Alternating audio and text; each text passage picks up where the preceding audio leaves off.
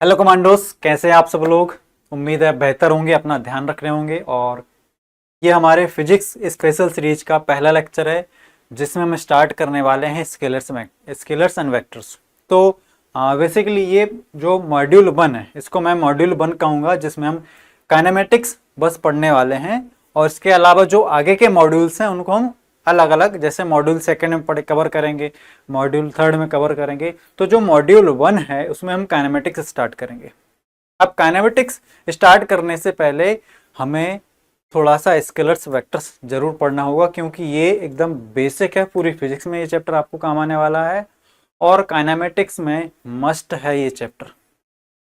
क्योंकि जब हम स्ट्रेट लाइन के बाद जब प्लेन स्टार्ट करते हैं तो एनसीईआरटी में प्लेन चैप्टर स्टार्ट होने के पहले वेक्टर्स ही दिया गया है। तो काइनेमेटिक्स में ये चैप्टर बहुत रोल प्ले करता है। हालांकि पूरी फिजिक्स में ये चैप्टर काम आने वाला है, इसलिए इसको हम स्किप नहीं कर सकते हैं। फर्स्ट प्रायोरिटी पे काइनेमेटिक्स स्टार्ट करने से पहले ये चैप्टर आपको आना चाहिए, ठीक है। तो स्टार्ट करने से पहले 2-3 बातें मैं आपको बताना चाहूंगा इस बैच के बारे में। हालांकि आप सब जानते हैं, लेकिन फिर भी मैं आपसे इसको डिस्कस करना चाहता हूं। और कुछ डिसिप्लिन्स हैं जो आपको फॉलो करने होंगे यदि आपको तैयारी करनी है ढंग से। तो देखो, तैयारी करने वाले बहुत बच्चे हैं, अनगिनत बच्चे तैयारी कर रहे हैं नीट की, लेकिन सक्सेस वही हो पाता है जिसमें कंसिस्टेंसी होती है। कंसिस्टेंसी एंड मोटिवेशन में एक बहुत बड़ा डिफरेंस है। मोटिवेशन आपको 2-3 दिन जिंदा रख सकता है, लेकिन कंसिस्टेंसी आपको कंटिन्यू साल भर टिल द एग्जाम आपको एकदम टू द पॉइंट रखेगी।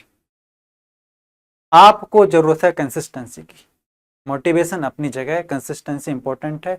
मेरे साथ यदि आप फिजिक्स की तैयारी करेंगे तो मैं आपको पढ़ाऊंगा नहीं, मैं आपको सिखाऊंगा चीज़ें कैसे काम करती हैं, क्या एग्जैक्टली कितना पढ़ना है हमको, किस चैप्टर में डेप्थ देनी है, किस चैप्टर में प्रैक्टिस ज़्यादा चाहिए, किस चैप्टर में न्यूमेरिकल ज़्यादा आते हैं, कितनी डेप्थ के न्यूमेरिकल पकड़ने हैं, सारी चीज़ें मैं आपको यहाँ पर बताने वाला हूँ, ठीक है। तो ऐसा नहीं है साइकिल पे बैठे हैं उल्टे पैडल मारते चल रहे हैं तो साइकिल आगे नहीं बढ़ेगी। बार बार बोलता हूँ, पैडल सीधे मारने पड़ेंगे, साइकिल के हैंडल सही से पकड़ना पड़ेगा, तब साइकिल आगे बढ़ेगी। तो एक स्मार्ट स्टडी हमको यहाँ पर करने की जरूरत है, क्योंकि हार्ड वर्क बहुत करते हैं और हार्ड वर्क इंपॉर्टेंट भी है।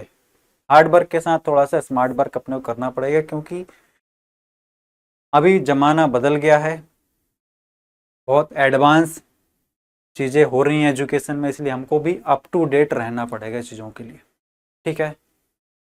और आपको क्लास में रेगुलर रहना है, जो आपको प्रैक्टिस सीट्स मिलती हैं वो रेगुलर सॉल्व करनी है, एकदम कंसिस्टेंट रहोगे। मेरा वादा है कि जो चैप्टर मैं पढ़ाऊंगा आपको 100% वो बनेगा, ठीक है, यदि आप मुझे फॉलो करते हैं, ओके।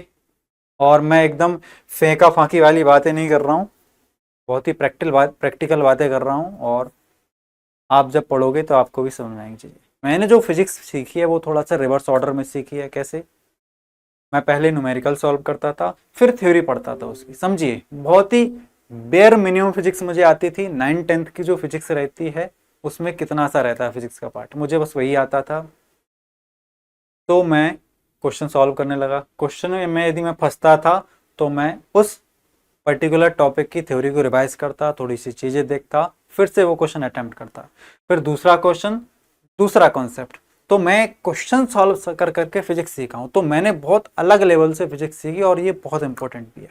हालांकि आपको ऐसा नहीं करना है, क्योंकि बहुत रैंडम तरीका है ये, सबके अलग अलग तरीके हो सकते हैं। हम एक सिस्टमेटिक वे में फिजिक्स को पढ़ने वाले हैं, ठीक है। तो काइनेमेटिक्स स्टार्ट करने से पहले हम स्टार्ट करेंगे स्केलर्स वेक्टर। यहाँ पर इस मॉड्यूल में, यहाँ पर जो मॉड्यूल हम स्टार्ट करने वाले हैं मॉड्यूल 1, इसमें 3 चीजें हम यहाँ पर पढ़ने वाले हैं।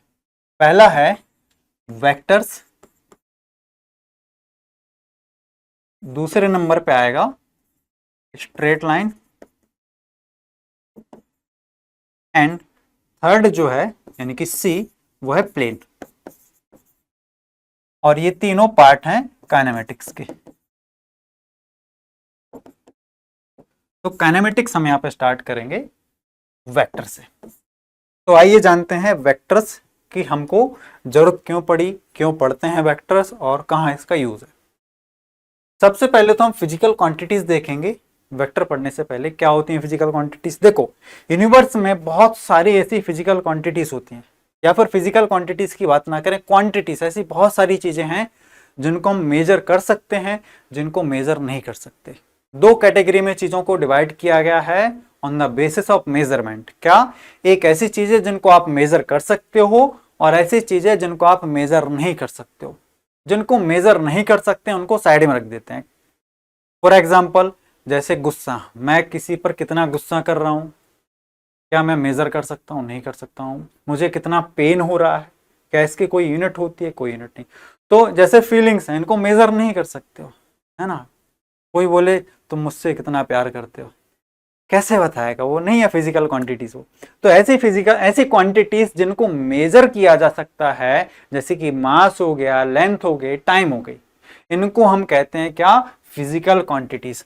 तो यहाँ पर सिंपली एकदम बहुत ही सिंपल आसान शब्दों में डेफिनेशन लिखेंगे ताकि हमको समझ में आए। The quantities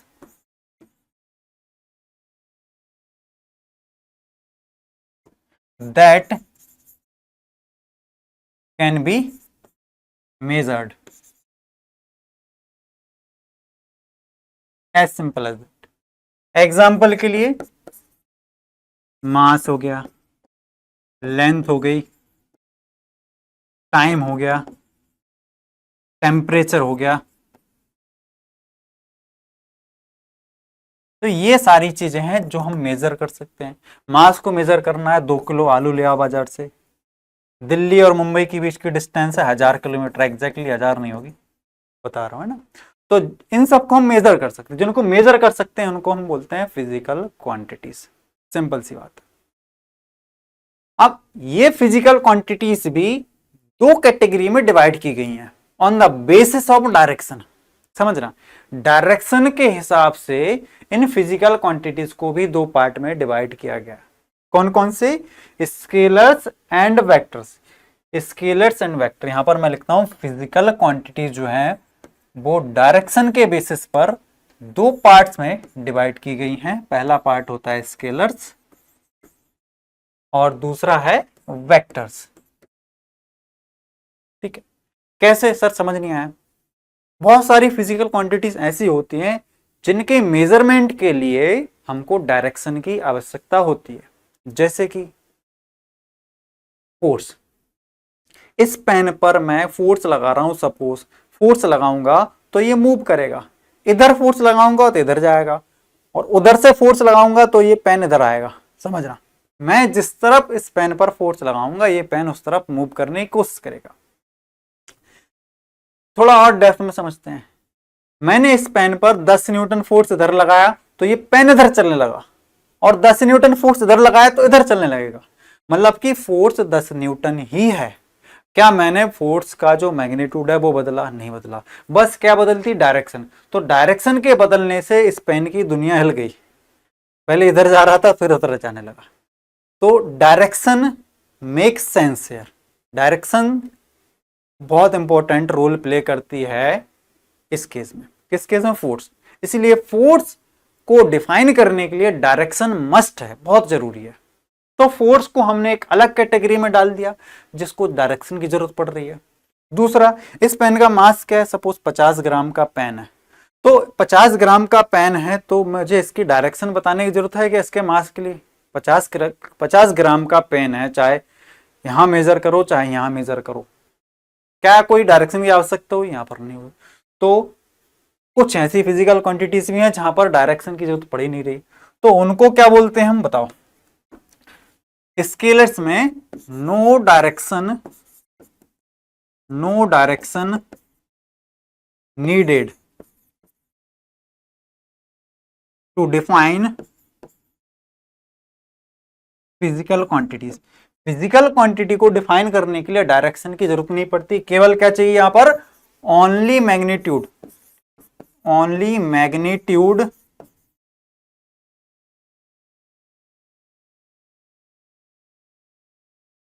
required. ठीक है, बात समझ में आई? बहुत आसान सा एग्जांपल लिया था मैंने मास का, जिसको हम किलोग्राम में मेजर करते हैं, हमको पता ही है ना। दूसरी है वेक्टर्स, जहां पर अपने को डायरेक्शन मस्ट, डायरेक्शन आपको बतानी ही पड़ेगी। 10 न्यूटन आप फोर्स लगा रहे हो तो किस डायरेक्शन लगा रहे हो, क्योंकि डायरेक्शन यहां पर बहुत इंपॉर्टेंट है। ठीक है, तो यहां पर क्या क्या चाहिए, direction is required along with the magnitude, along with the magnitude। ठीक है, एग्जाम्पल फोर्स। ठीक है, अभी डेप्थ में नहीं जा रहा, अभी चीजों को समझो क्या है। तो इसी तरह से हमने यूनिवर्स में बहुत सारी चीजें थी, उनको दो पार्ट में डिवाइड किया। इनको एक को मेजर कर सकते हैं, एक को मेजर नहीं कर सकते। जिनको मेजर कर सकते हैं उनको भी हमने दो पार्ट में डिवाइड किया on the basis of direction, scalars and vector. एक में जहां जरूरत पड़ती है डायरेक्शन की, दूसरे में डायरेक्शन की जरूरत नहीं पड़ती उनको डिफाइन करने के लिए। ठीक है, तो ये हम यहां पर स्केलर्स वेक्टर चैप्टर में पढ़ने वाले हैं। चलिए आगे बढ़ेंगे। अब इनकी फैंसी डेफिनेशन आप देख लीजिए। देखो, हर एक थ्योरी या फिर हर एक स्टेटमेंट जो है बहुत अलग अलग फैंसी डेफिनेशंस में लिखा जा सकता है, लेकिन उसका मीनिंग एक होता है। ठीक है, scalar quantities the physical quantities which can be described completely by magnitude only, मतलब कि इसको पूरा का पूरा मैग्नीट्यूड से डिफाइन किया जा सकता है, डायरेक्शन की जरूरत नहीं पड़ती। ठीक है, लेकिन जो वेक्टर्स होते हैं, vector quantities, physical quantities which require magnitude and particular direction when expressed is known as vector. ठीक है, अगेन एग्जांपल ले रहा हूं। एक अपने पास मास m है, इधर फोर्स लगाया मैंने 10 न्यूटन का, तो कहानी कुछ और होगी। लेकिन उसी मास m पर मैंने इधर 10 न्यूटन का फोर्स लगाया तो कहानी कुछ और होगी। दोनों की कहानी बदल जाएंगी केवल डायरेक्शन बदलने से। इसलिए डायरेक्शन बहुत जरूरी है वेक्टर क्वांटिटीज को डिफाइन करने के लिए। ठीक है, चलो आगे बढ़ें। अब वेक्टर का हम देखेंगे रिप्रेजेंटेशन। अब स्केलर क्वांटिटी जैसे 10 किलोग्राम मास है, उसको कोई स्पेशल रिप्रेजेंटेशन की जरूरत नहीं है। लेकिन वेक्टर क्वांटिटीज का एक मैग्नीट्यूड होता है। 10 न्यूटन हमने फोर्स लगाया था, वो उसका कुछ मैग्नीट्यूड है और एक डायरेक्शन होती है। तो उनको डिफाइन करने के लिए कुछ पर्टिकुलर चीजें हमको देखनी होती हैं। ठीक है, तो सबसे पहले तो जो वेक्टर का रिप्रेजेंटेशन होता है, मैं यहां पर दो तरीके से बता रहा हूं, दो तरीके से रिप्रेजेंट किया जाता है। पहला होता है ग्राफिकल रिप्रेजेंटेशन और दूसरा होता है आप इसको सिंबल से भी रिप्रेजेंट कर सकते हो। ठीक है, ग्राफिकल रिप्रेजेंटेशन में क्या होता है, एक एरो बनाया जाता है इस तरह से। ठीक है, या फिर सीधा सीधा बनाता हूं मैं, एक एरो रहता है। एरो में दो चीजें आपको देखेंगे यहां पर, क्या, एक एरो की लेंथ होती है ये, और एरो का हेड होता है। दो चीजें, जो एरो की लेंथ है वो रिप्रेजेंट करती है मैग्नीट्यूड को, और एरो का जो हेड है वो रिप्रेजेंट करता है डायरेक्शन को। तो जितनी ज्यादा लेंथ है एरो की उतना ज्यादा मैग्नीट्यूड होगा। डायरेक्शन उसका एरो का हेड रिप्रेजेंट करता है। ठीक है, ये यहां पर इसको बोलते हैं टेल। ठीक है, तो टेल से हेड, इसको हेड बोलेंगे। ठीक है, ये तो बेसिक चीज है। टेल से हेड तक की जो लेंथ होती है वो उस वेक्टर के मैग्नीट्यूड को रिप्रेजेंट करती है। ठीक है, छोटी लंबाई यहां पर तो उसका मैग्नीट्यूड कम, और ज्यादा लंबाई मतलब मैग्नीट्यूड ज्यादा। ऐसे ही हम यहां पर डिफाइन करें, सपोज एग्जांपल के लिए, ये यदि 10 न्यूटन फोर्स को रिप्रेजेंट कर रहा है एरो, तो यदि मुझे 20 न्यूटन फोर्स बनाना है तो मैं थोड़ी सी उसकी वेक्टर की लेंथ को बढ़ाऊंगा, डबल कर दूंगा। मतलब कि जो मैग्नीट्यूड है, यहां पर मैं लिखूं सिंबल वाले को, मैं बाद में बताऊंगा, समझना बात को। लेंथ जो है, length of the arrow, length of the arrow, ये ये डायरेक्टली प्रोपोर्शनल रहती है किसके, मैग्नीट्यूड ऑफ वेक्टर। तो जितना ज्यादा मैग्नीट्यूड रहेगा उतनी ही ज्यादा एरो की लेंथ होगी। ये यहां पर इसका ग्राफिकल रिप्रेजेंटेशन है। ठीक है, दूसरा है सिंबल वाला रिप्रेजेंटेशन। सिंबल से कैसे रिप्रेजेंट करते हैं?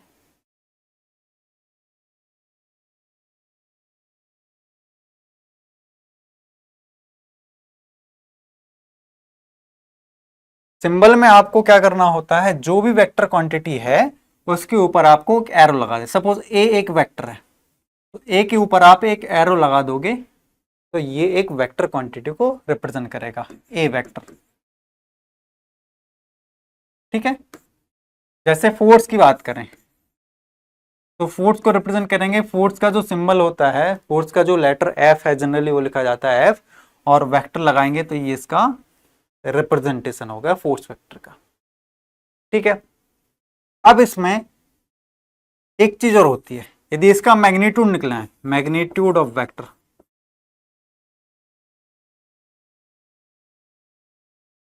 देखो कोई भी वेक्टर क्वांटिटी दो चीजों से मिलकर बनी होती है। यहां पर फिर से मैं लिख रहा हूं, अभी बताया लेकिन अलग को। वेक्टर जो है दो चीजों से मिलकर बना होता है, क्या? एक तो डायरेक्शन और एक मैग्नीट्यूड।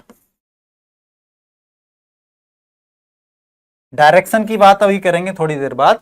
मैग्नीट्यूड, यदि वेक्टर को हम रिप्रेजेंट कर रहे हैं सपोज ए वेक्टर से, ठीक है, तो उसका जो मैग्नीट्यूड लिखा जाएगा वो लिखा जाएगा, एक सेकंड, ये मैंने यहां पर ब्रैकेट लगा, मैग्नीट्यूड जो लिखा जाएगा वो लिखा जाएगा मोड ऑफ ए वेक्टर से, है ना। यदि आप मोड लगा देते हो वेक्टर के दोनों साइड, तो वो वेक्टर के मैग्नीट्यूड को रिप्रेजेंट करता है। ठीक है, वेक्टर का मैग्नीट्यूड, या फिर इसको हम क्या बोल सकते हैं, एरो लेंथ भी बोल सकते हैं।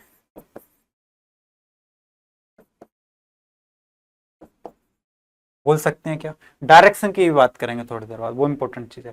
ठीक है, तो वेक्टर को दो तरीके से रिप्रेजेंट किया जाता है। यदि आप ग्राफिकली रिप्रेजेंट करना चाहते हैं तो एक एरो बना दो, एरो की लेंथ जो है रिप्रेजेंट करेगी मैग्नीट्यूड को, और एरो का हेड जो रिप्रेजेंट करेगा वो उस वेक्टर की डायरेक्शन को। ठीक है, दूसरा रहता है सिंबल वाला रिप्रेजेंटेशन। आपको कुछ नहीं करना, जो भी लेटर आप यूज कर रहे हैं उस वेक्टर के लिए, उसके ऊपर आप एक एरो लगाएंगे। एरो लगाना जरूरी है, क्योंकि एरो यदि आप नहीं लगाएंगे तो हमको ये पता नहीं चलेगा कि वो वेक्टर क्वांटिटी है या स्केलर क्वांटिटी है। ठीक है, तो वेक्टर क्वांटिटी के लिए आपको एरो लगाना जरूरी होता है। चलिए आगे बढ़ते हैं। अब हम देखेंगे कुछ डायरेक्शन सेंस को। ये हालांकि आपको आता है चीजें, सारी चीजें, लेकिन आपको एक बार रिवाइज कराना जरूरी है ना, 9th-10th में पढ़ी होंगी आपने। सबसे पहले तो चार दिशाएं होती हैं हॉरिजॉन्टल फील्ड में, यदि देखा जाए कौन कौन सी, नॉर्थ, साउथ, ईस्ट, वेस्ट। ठीक है, एक चीज ध्यान रखना, नॉर्थ से क्लॉकवाइज चलने पर ईस्ट आता है और एंटी क्लॉकवाइज चलने पर वेस्ट आता है।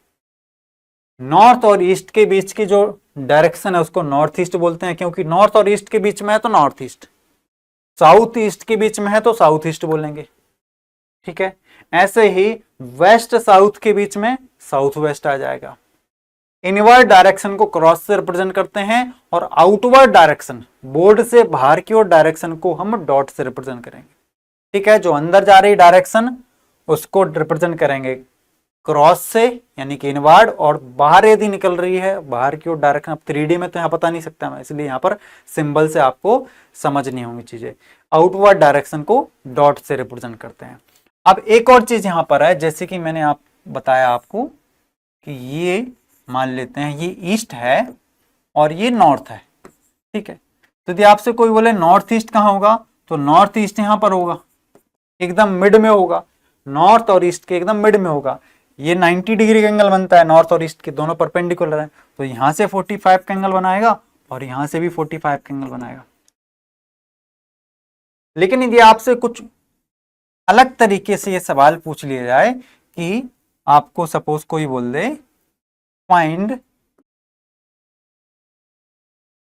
30 degree north of east, 30 degree north of east, NOE का मतलब होता है नॉर्थ ऑफ ईस्ट, मतलब ईस्ट के नॉर्थ में कितना चलना है, 30 डिग्री। नॉर्थ ऑफ ईस्ट का मतलब क्या होता है, नॉर्थ ऑफ ईस्ट मतलब कि ईस्ट के ईस्ट पर बैठे हैं, नॉर्थ की ओर जा रहे हैं, कितना जा रहे हैं 30 डिग्री। तो यहां पर हम बनाएंगे नॉर्थ ईस्ट, ये मैंने बनाया क्या ईस्ट, और ये मैंने बनाया नॉर्थ। तो 30 डिग्री नॉर्थ ऑफ ईस्ट मतलब कि ईस्ट पे बैठ के नॉर्थ की ओर जा रहे हैं 30 डिग्री, ईस्ट से चले नॉर्थ की ओर कितना 30 डिग्री। तो ये डायरेक्शन होगी 30 डिग्री नॉर्थ ऑफ ईस्ट। ठीक है, इसमें बहुत कंफ्यूजन होता है, बहुत ध्यान समझ लेना। चलो एक और मैं एग्जांपल इसका करा देता हूं। जैसे आपसे कोई बोला जाए कि find 60 degree south of west. ठीक है, तो हम क्या करेंगे, सबसे पहले तो डायरेक्शंस बना लेंगे। ये नॉर्थ है, ये साउथ है, ये ईस्ट है और ये वेस्ट है।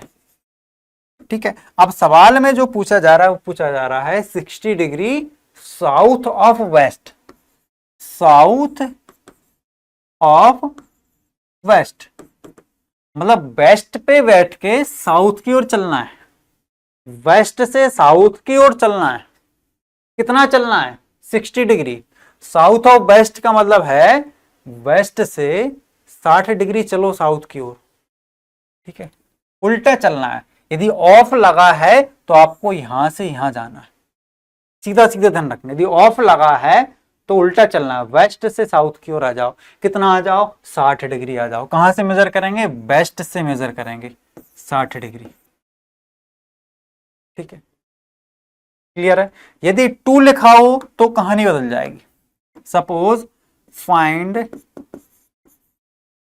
60 degree south to west, south से वेस्ट की ओर 60 डिग्री। तो आप क्या करोगे, आप सीधा चलोगे। यदि 2 लिखा है तो आप सीधा चलेंगे, ऑफ लिखा है तो उल्टा आएंगे। साउथ टू वेस्ट स्टेटमेंट का मतलब साउथ से वेस्ट की ओर चलना है। कितना चलना है 60 डिग्री चलना है। तो दोनों अलग है, यहां पर ऑफ लगा है, यहां पर 2 लगा है, तो दोनों स्टेटमेंट अलग है और दोनों का मीनिंग भी अलग है, ध्यान रखना। चलिए आगे बढ़ते हैं। अब एक सवाल बहुत आसान सा है, which of the following is not a vector quantity. कौन सी क्वांटिटी वेक्टर क्वांटिटी नहीं है। तो वेक्टर क्वांटिटी वो नहीं होगी जिसको एक्सप्लेन करने के लिए डायरेक्शन नहीं चाहिए। देखो स्पीड, वेलोसिटी, डिस्प्लेसमेंट, टॉर्क। हालांकि काइनेमेटिक्स में आप पढ़ोगे कि स्पीड एक स्केलर क्वांटिटी होती है और वेलोसिटी एक वेक्टर क्वांटिटी होती है। वेलोसिटी को जब डिफाइन करते हैं तो उसके में डायरेक्शन की जरूरत पड़ती है, लेकिन स्पीड को डिफाइन करने के लिए सिर्फ और सिर्फ वेलोसिटी का मैग्नीट्यूड चाहिए। ठीक है, स्पीड सिर्फ और सिर्फ मैग्नीट्यूड रहता है वेलोसिटी का, है ना, डायरेक्शन की उसमें जरूरत नहीं पड़ती है। तो स्पीड इज स्केलर क्वांटिटी है, तो अपना आंसर ये लगाएंगे हम, है ना। एक और सवाल है, which of the following is not a vector quantity. Not a vector मतलब कि अपने को बताना है स्केलर कौन सा है। फोर्स में डायरेक्शन की जरूरत पड़ती है, एक्सेलरेशन में डायरेक्शन की जरूरत पड़ती है। मतलब कि किसी बॉडी पर यदि एक्सेलरेशन की डायरेक्शन चेंज कर दें तो क्या होता है, उसकी मोशन की डायरेक्शन भी बदलने लगती है ना। तो एक्सेलरेशन में डायरेक्शन की जरूरत पड़ती है। वर्क, इलेक्ट्रिक फील्ड की भी एक डायरेक्शन होती है, इलेक्ट्रिक फील्ड की भी एक डायरेक्शन होती है, वर्क की डायरेक्शन नहीं होती है। वर्क एक स्केलर क्वांटिटी है, वर्क एक स्केलर क्वांटिटी है। हालांकि आप आगे के चैप्टर्स धीरे धीरे पढ़ते जाओगे तो आपको पता चलता जाएगा। जैसे वर्क एनर्जी पावर पढ़ोगे तो आपको उस चैप्टर की चीजें समझ में आएंगी कि वर्क स्केलर है वेक्टर है, एनर्जी स्केलर है वेक्टर है, टॉर्क स्केलर वेक्टर है ना। तो जो हम चैप्टर पढ़ते हैं बहुत सारी चीजें वहां से हमको क्लियर हो जाती है। ठीक है, चलो आगे बढ़ेंगे। अब हम वेक्टर के टाइप्स देखेंगे। हम वेक्टर के टाइप हमने क्या क्या देखा, हमने देखी फिजिकल क्वांटिटीज। यूनिवर्स में क्वांटिटीज को 2 कैटेगरी में डिवाइड किया गया था, जिनको मेजर कर सकते हैं, जिनको नहीं मेजर कर सकते। फिजिकल क्वांटिटीज मेजर कर सकते हैं और फिजिकल क्वांटिटीज को भी डायरेक्शन के बेसिस पर 2 चीजों में डिवाइड किया गया, स्केलर्स वेक्टर। अब वेक्टर के हम बहुत सारे टाइप्स देखने वाले हैं और ये टाइप बहुत इंपॉर्टेंट हैं क्योंकि इन पर डायरेक्ट सवाल आ जाते हैं। ठीक है, चलो सबसे पहला है पोलर वेक्टर। तो पोलर वेक्टर क्या होते हैं, तो vectors which have starting point और point of application are called polar vector. इनका एक स्टार्टिंग पॉइंट होता है। एग्जाम्पल के तौर पर एक m मास का ब्लॉक अपने पास है, वो ग्राउंड पर रखा है, ठीक है, उस पर मैं फोर्स लगा रहा हूं एफ इस डायरेक्शन में।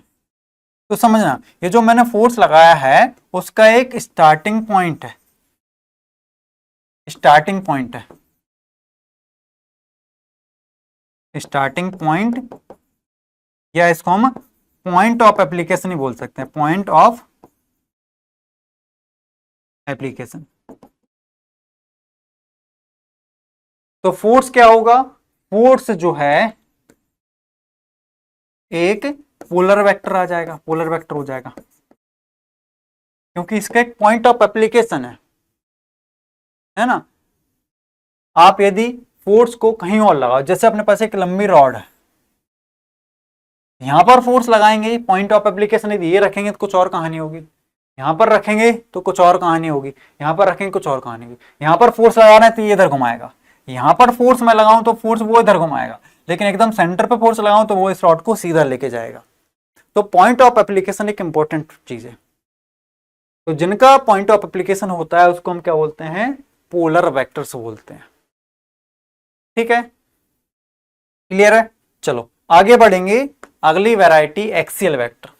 एक्सियल वेक्टर क्या होते हैं, the vectors which represent the rotational effect and act along the axis of rotation. अब देखना, ये रोटेशनल इफेक्ट को यहां पर रिप्रेजेंट करते हैं एक्सियल वेक्टर, और किसके अलावा एक्ट करते हैं, एक्सिस ऑफ रोटेशन के अलावा एक्ट करते हैं। अब एक्सिस ऑफ रोटेशन का कोई स्टार्टिंग पॉइंट नहीं होता, कोई एंडिंग पॉइंट नहीं होता। कैसे सर, समझ नहीं आया। मान लो एक पार्टिकल किसी एक्सिस के अबाउट रोटेशनल मोशन कर रहा है, ठीक है, एक पार्टिकल जो है किसी फिक्स एक्सिस के अबाउट रोटेशनल मोशन कर रहा है, इस तरह से ये घूम रहा है, इसकी मैं एक्सिस बना देता हूं,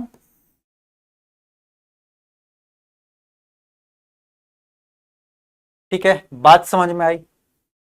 जैसे मान लेते हैं इसकी एंगुलर वेलोसिटी जो है ओमेगा है, एक वेक्टर क्वांटिटी है, एंगुलर वेलोसिटी है ना, आप सर्कुलर मोशन में सारी चीजें पढ़ोगे। तो जब एंगुलर इसकी ओमेगा जो एंगुलर वेलोसिटी है, इसकी जो डायरेक्शन लिखी जाती है वो एक्सियल डायरेक्शन होती है, ये एक्सियल वेक्टर होता है। और जब हम इसको डायरेक्शन निकालनी होती है तो क्या करते हैं, हम राइट हैंड थंब रूल का यूज करते हैं। हम क्या करते हैं, उंगलियों को किस डायरेक्शन में घुमाना है, जिस डायरेक्शन में पार्टिकल घूम रहा है, तो थंब रिप्रेजेंट करेगा उस वेक्टर को, ठीक है, ये ओमेगा वेक्टर की डायरेक्शन होगी, एक्सियल, ठीक है।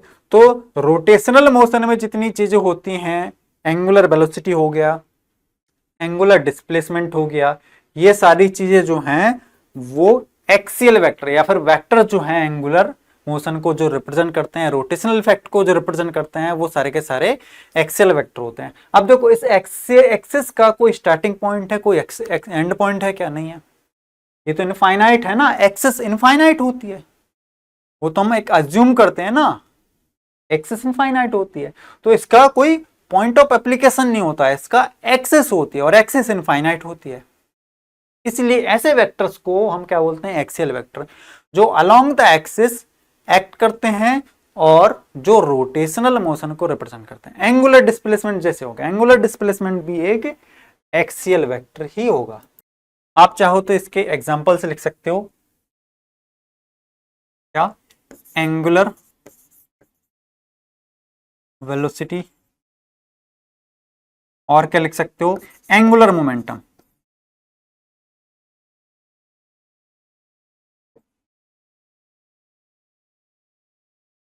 जिनका रिलेशन रोटेशनल मोशन से है, और क्या है, टॉर्क। फोर्स लीनियर मोशन के लिए यूज किया जाता है, टॉर्क एंगुलर मोशन के लिए यूज किया जाता है। फोर्स जो है एक पोलर वेक्टर है, टॉर्क जो है वो एक एक्सियल वेक्टर है। बात समझ में आई। इनका पॉइंट ऑफ एप्लीकेशन नहीं होता, इनकी एक्सिस ऑफ रोटेशन होती है, एक्सिस के अराउंड ये डिफाइन किए जाते हैं, ठीक है। अगले हैं इक्वल वेक्टर। अब इक्वल वेक्टर नाम से क्लियर हो रहा है, वेक्टर यदि इक्वल है, देखो वेक्टर में दो चीजें होती हैं, एक तो डायरेक्शन होती है, एक मैग्नीट्यूड होती है। दो ऐसे वेक्टर जिनकी डायरेक्शन भी सेम है और जिनका मैग्नीट्यूड भी सेम है, तो क्या कहेंगे, उनको इक्वल वेक्टर बोलेंगे, ठीक है। The vectors are said to be equal if they have equal magnitude and same direction. Same magnitude होना चाहिए, सेम मैग्नीट्यूड होना चाहिए प्लस सेम डायरेक्शन। अच्छा, दोनों अलग क्वांटिटीज हो सकती हैं, एक फोर्स हो सकता है, एक वेलोसिटी हो सकती है। 10 मीटर पर सेकंड वेलोसिटी है, डायरेक्शन ही है। एक वेक्टर ए वेक्टर है और दूसरा वेक्टर जो है वो may represent the other physical quantity. तो कोई दूसरी फिजिकल क्वांटिटीज को रिप्रेजेंट कर सकता है, लेकिन दोनों की एरो की लेंथ सेम है, दोनों के एरो सेम डायरेक्शन में जा रहे हैं। तो क्या कहेंगे हम, ए वेक्टर और बी वेक्टर जो है वो इक्वल वेक्टर्स हैं। ठीक है, A vector and B vector are equal vector है। अच्छा, यदि एक बात और समझना, आप बोलोगे सर इक्वल वेक्टर है तो एक ही जगह होने चाहिए, एक ही जगह पर ही बी होना चाहिए, ऐसा कोई जरूर नहीं है। एक रूल हमेशा ध्यान रखना, यदि किसी वेक्टर को हम पैरेलली डिस्प्लेस कर देते हैं तो वेक्टर नहीं बदलता है। यहां पर लिखता हूं नोट, या फिर जगह नहीं है, यहीं पर लिखा देता हूं। कहां गया, हाँ, मैं यहां पर लिखता हूं ए वेक्टर बराबर B vector.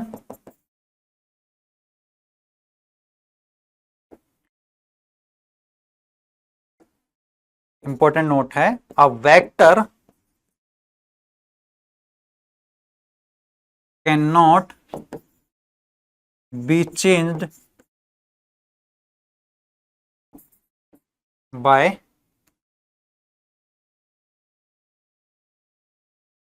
Displacing it parallel to itself.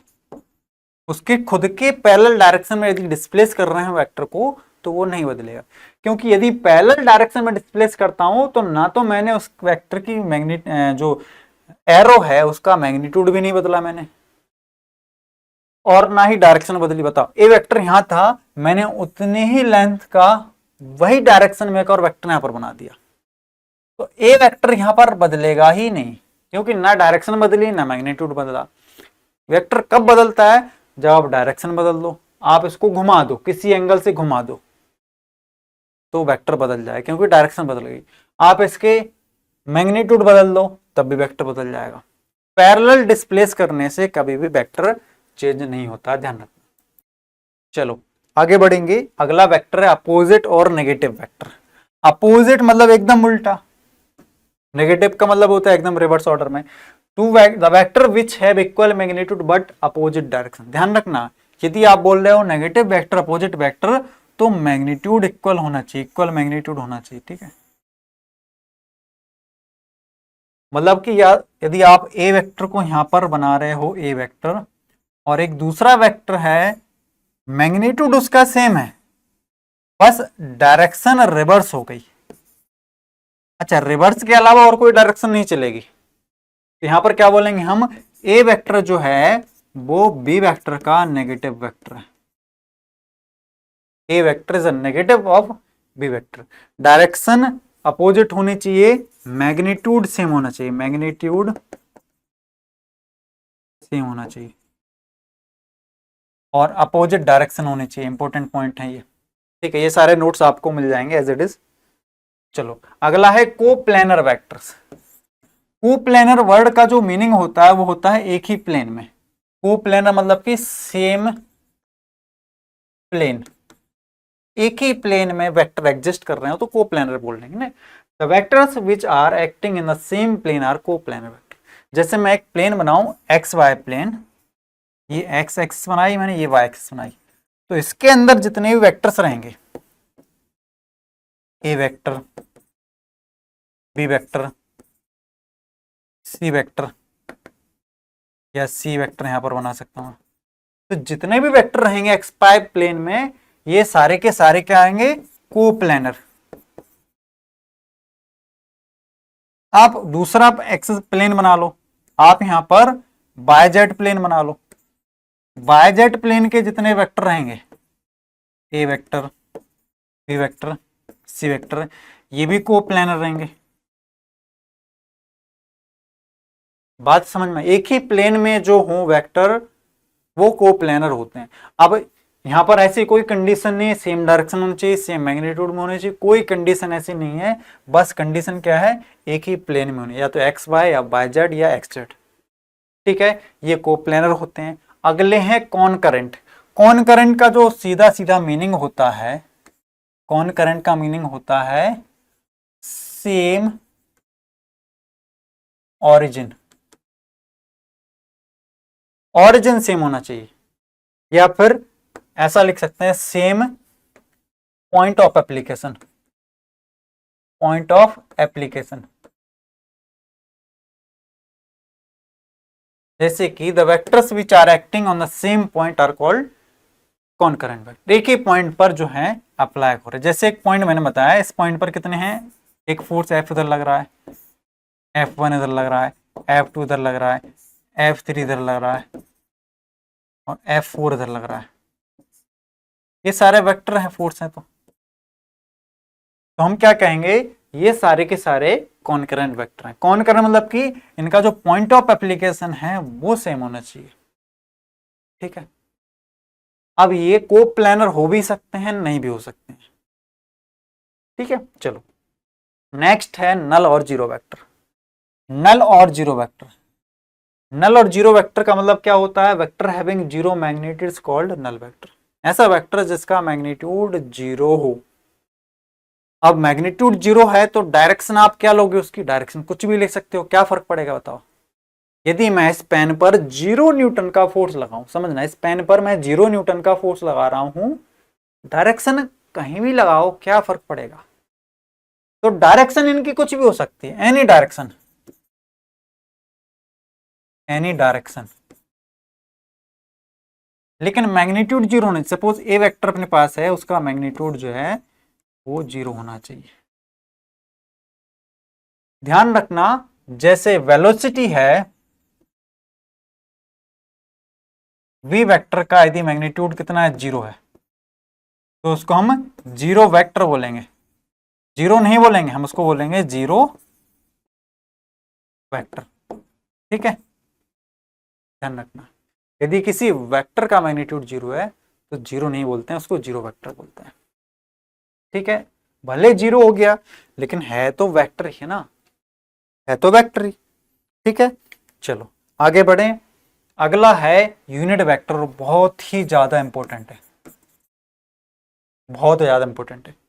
Unit vector नाम से क्लियर हो रहा होगा, यूनिट का मतलब क्या होता है, एक, जिसका एक से रिलेशन हो। एक क्या है, एक नंबर है, मतलब मैग्नीट्यूड 1 होना चाहिए किसी वेक्टर का, तो उसको क्या बोलेंगे, यूनिट वेक्टर बोलेंगे। अब vector having unit magnitude is called unit vector. ठीक है, जैसे कोई वेक्टर ए वेक्टर यदि मैं बनाऊं, उसका मैग्नीट्यूड कैसे प्रेजेंट करेंगे, उसको मोड लगा देंगे, तो mode of A vector should be 1। अब क्या बचा इसके पास, इसके पास बची केवल डायरेक्शन, केवल डायरेक्शन ओनली, क्योंकि मैग्नीट्यूड तो 1 हो गया तो केवल डायरेक्शन बची। ठीक है, तो ये जो यूनिट वेक्टर होते हैं इनका यूज किया जाता है डायरेक्शन रिप्रेजेंट करने के लिए। ठीक है, इसको थोड़ा सा अच्छे से हम समझेंगे। जैसे वेक्टर जो है हम बनाते हैं ए वेक्टर। अब ए वेक्टर जो है वो दो चीजों से मिलकर बना हुआ है। क्या क्या, एक तो इसका मैग्नीट्यूड और दूसरी इसकी डायरेक्शन। ठीक, अब मैग्नीट्यूड तो 1 हो गया इसका, डायरेक्शन बची, डायरेक्शन बची, तो यूनिट वेक्टर जो है used to represent, used to represent directions, directions को रिप्रेजेंट करने के लिए यूनिट वेक्टर का यूज किया जाता है। अब बाय डिफॉल्ट अपने पास 3 एक्सेस हैं, बाय डिफॉल्ट 3 एक्सेस हैं, तो 3 एक्सेस के लिए हमने by default 3 unit vector select करके रखे हैं। ठीक है, 3 एक्सेस जो कि एक्स, वाई और जेड हैं, इनके लिए हमने 3 यूनिट वेक्टर पहले से ही सिलेक्ट करके रखे हैं। चलो उसके बारे में बात करेंगे। देखो यूनिट वेक्टर को सबसे पहले तो जो रिप्रेजेंट किया जाता है, देखो मैग्नीट्यूड को रिप्रेजेंट करने के लिए हम क्या करेंगे, मोड लगा देते हैं, और डायरेक्शन है कौन रिप्रेजेंट करता है, यूनिट वेक्टर। और यूनिट वेक्टर को रिप्रेजेंट करने का तरीका क्या है, कैप लगा दो। इसको क्या बोलेंगे, ए कैप। इसको हमने टोपी पहना दी, ए कैप। तो दो चीजें यहां पर होती हैं इसी एक वेक्टर क्वांटिटी से, एक वेक्टर क्वांटिटी में, है ना।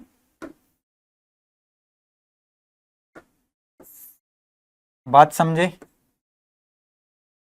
तो यदि हमको किसी भी वेक्टर का यूनिट वेक्टर निकालना है, सपोज अपने को ए वेक्टर ए कैप चाहिए यूनिट वेक्टर ए का, तो क्या करेंगे, उस वेक्टर क्वांटिटी में से उसके मैग्नीट्यूड को डिवाइड कर दो। वेक्टर क्वांटिटी में उसके मैग्नीट्यूड को डिवाइड कर दो तो क्या मिल जाएगा अपने को, उसका यूनिट वेक्टर मिल जाएगा। ठीक है। और हम यहां पर तीन जो हमारे पास जो बाय डिफॉल्ट एक्सेस होती हैं, या फिर मैं सीधा सीधा यहां पर बनाता हूं, ये एक्स होती है, ये बाय, और ये जेड बाहर की ओर होती है, तो मैं यहां पर बना देता हूं, ठीक है, जेड।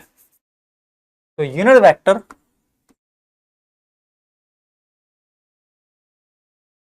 और एक्स एक्सिस, यदि एक्स एक्सिस या फिर एक्स डायरेक्शन को रिप्रेजेंट कर रहा है कोई वेक्टर, तो उसको हम रिप्रेजेंट करते हैं आई कैप से। बाय एक्सिस को जो रिप्रेजेंट कर रहा है उसको हम जे कैप से रिप्रेजेंट करते हैं, और जेड डायरेक्शन को जो बता रहा है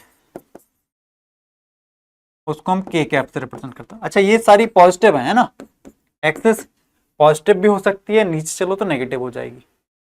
तो पॉजिटिव एक्स को कोई डिफाइन कर रहा है, पॉजिटिव एक्स डायरेक्शन को हमने नाम दे दिया, क्या नाम दे दिया, आई कैप। तो जहां भी आई कैप आपको दिखा मिले, आप क्या समझोगे कि प्लस एक्स एक्सिस की बात हो रही है। जहां भी आपको जे कैप लिखा हुआ मिले, आप क्या समझोगे, प्लस वाई एक्सिस की बात हो रही है। हम हमेशा ऐसा नहीं लिखेंगे कि फोर्स लगा रहे हैं 10 न्यूटन का पॉजिटिव एक्स एक्सिस में, हम सीधा सीधा लिख देंगे क्या, 10 न्यूटन आई कैप। आई कैप का हमको मतलब पता है, एक्स एक्सिस की डायरेक्शन को रिप्रेजेंट करने वाला यूनिट वेक्टर, ऐसे ही के कैप। और यदि नेगेटिव एक्स की बात करें तो नेगेटिव एक्स में भाई नेगेटिव आई आ जाएगा, नेगेटिव वाई एक्सिस को रिप्रेजेंट करने वाला नेगेटिव जी हो जाएगा, नेगेटिव जेड को रिप्रेजेंट करने वाला नेगेटिव के हो जाएगा। बात समझ में आई। अब इससे बहुत सारी चीजें आसान हो जाती हैं। अच्छा देखो यहां पर पेज कम पड़ गया, एक सेकेंड, हाँ कहाँ गया, हाँ ये, एक काम करता हूं मैं, डुप्लीकेट बनाता हूं इसका एक, ठीक है। जैसे एग्जाम्पल के लिए बहुत प्यारा एग्जाम्पल लेता हूं, force 10 newton is applied in positive y direction. Positive y direction हमने 10 न्यूटन फोर्स लगाया, या फिर हम इसको सीधा सीधा लिख देते हैं एफ वेक्टर बराबर, देखो फोर्स एक वेक्टर क्वांटिटी है, तो दो चीजें चाहिए, फोर्स का मैग्नीट्यूड चाहिए और फोर्स की डायरेक्शन चाहिए। तो हम सीधा सीधा लिख देंगे क्या, बताओ फटाफट बोलिए, एफ वेक्टर बराबर 10, इसका मैग्नीट्यूड है, डायरेक्शन पॉजिटिव बाय मतलब कि प्लस जे कैप न्यूटन। तो ये अपना मतलब आंसर नहीं आया। इतनी बड़ी लाइन लिखने के लिए हमको, मतलब इतनी बड़ी लाइन लिखने की जरूरत है क्या, नहीं है, सिर्फ इतने में काम चल गया। तो यूनिट वेक्टर बहुत इंपॉर्टेंट होते हैं, ये रिप्रेजेंट करते हैं डायरेक्शंस को। हमारे पास तीन जो डिफॉल्ट एक्सेस हैं उनके हमने नाम दे दिए, आई कैप, जे कैप, के कैप। आप इमेजिनरी एक्सेस भी बना सकते हो, आप बहुत सारे यूनिट वेक्टर बना सकते हो। किसी भी वेक्टर का यदि यूनिट वेक्टर आपको निकालना है तो क्या करोगे, आप उस वेक्टर में उसके मैग्नीट्यूड को डिवाइड कर दोगे। अभी मैंने बताया था ना, उस वेक्टर में उसके मैग्नीट्यूड को डिवाइड कर दो तो क्या बन जाएगा, यूनिट वेक्टर आ जाएगा। ठीक है, एक ऐसा बैच जो उन बच्चों के लिए है जो ये सोचकर नीट की तैयारी छोड़ चुके हैं कि फिजिक्स उनके बस का नहीं है, चाहे जो हो जाए, दुनिया में कयामत क्यों ना आ जाए, फिजिक्स हमसे बनने वाली नहीं है। या फिर वो बच्चे जो नीट की तैयारी कर तो रहे हैं लेकिन कहीं ना कहीं उनके मन में ये डाउट है कि फिजिक्स जो है वो प्रॉब्लम करेगी, तो उनके लिए ये बैच स्पेशली डिजाइन किया गया है। इस बैच में हम चीजों को एकदम जीरो, मैं तो कहता हूँ एकदम नेगेटिव लेवल से स्टार्ट करेंगे और एकदम एडवांस लेवल तक जाएंगे जहां आपको जाने की जरूरत है। तो हर एक चीज, हर एक छोटी से छोटी चीज, हर एक बड़ी से बड़ी चीज आपको यहाँ पर समझने वाली है और एक डिफरेंट अप्रोच के साथ फिजिक्स को हम यहाँ पर पढ़ने वाले हैं। और ये मेरा प्रॉमिस है आपसे कि यदि आपने थ्रू आउट द ईयर मुझे फॉलो किया तो नीट 2026 में फिजिक्स आपको नहीं रोक सकती है। जो फिजिक्स आपका डर थी वही नीट 2026 में आपका हथियार बन के जाएगी। आपका एक पॉजिटिव पॉइंट रहेगा फिजिक्स, कभी नेगेटिव पॉइंट नहीं बनेगा जो आप नीट 2025 में करके बैठे हैं। बहुत सारे बच्चे ऐसे हैं जिनके बहुत सारे जो नंबर्स हैं वो फिजिक्स में नेगेटिव मार्क्स की वजह से कट गए, तो ये आपके साथ नहीं होने वाला है। बहुत अलग लेवल से हम यहाँ पर स्टडी करने वाले हैं, बहुत डिफरेंट अप्रोच रहेगा और ऐसा अप्रोच कि हर एक बच्चा जिसको कुछ भी नहीं आता उसको भी फिजिक्स बड़ी आसानी से बड़े एडवांस लेवल तक की समझ में आए। क्वेश्चन अप्रोच रहेगा कि क्वेश्चन किस तरह से हैंडल करने हैं और सब्जेक्टिव प्रिपरेशन के साथ साथ हम मेंटली भी प्रिपेयर रहेंगे कि जो नीट 2025 में हुआ है आपके साथ, एकदम आप डर गए हो, जो प्रॉब्लम्स आई हैं उन प्रॉब्लम्स को भी हम सॉर्ट आउट करेंगे इस बैच में। तो बहुत इंपॉर्टेंट बैच है ये और सबसे बड़ी बात है कि आपको केवल उतना ही पार्ट परचेज करना है इस बैच का जितना आपको रिक्वायरमेंट है।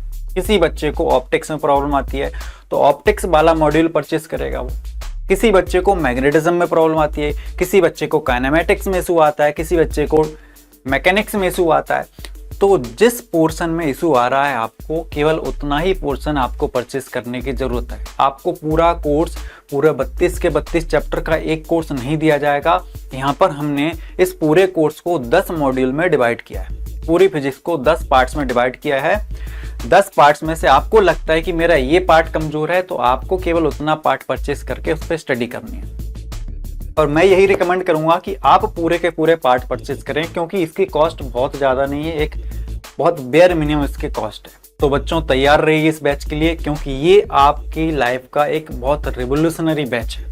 नीट 2026 में जब आप पेपर देने बैठेंगे तब आपको पता लगेगा कि हाँ वो बैच कितने काम का था और कितनी हेल्प हमारी नीट 2026 में इस बैच ने करी है। ठीक है, और बाकी जो भी चीजें हैं डीपीएस नोट्स वगैरह वो सारी की सारी चीजें इस बैच में मिलेंगी आपको। ठीक है बच्चों।